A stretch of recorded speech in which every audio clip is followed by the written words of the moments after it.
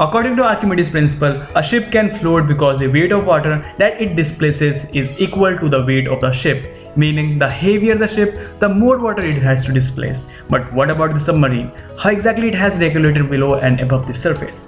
Today we're gonna dig about how submarine works in just 2 minutes. Let's get back to the old school physics for a while. We all know to make anything float, the density of the object has to be equal or lesser than the water itself. That's the reason why a leaf could float on the water but an iron nail cannot. Also, when something gets on the water surface, this creates a displacement of water. This displacement actually tries to push the object upward, which we call the buoyant force, and they act opposite of gravity. In the language of physics, if buoyant force is greater than the gravity, the object will float. If not, the object will submerge. Okay, it was all about how things float, but what about the submarine, who can do both?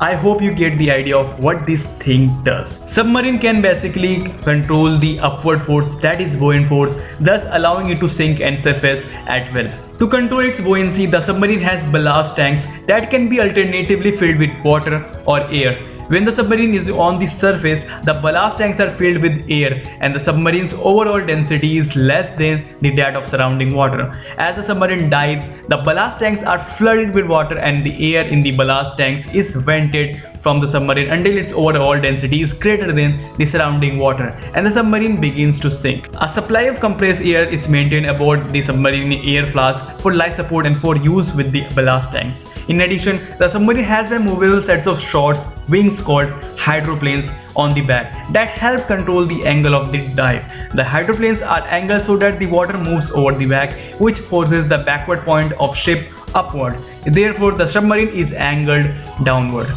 And to keep the submarine level at any depth, the submarine maintains a balance of air and water in the trim tanks so that its overall density is equal to the surrounding water.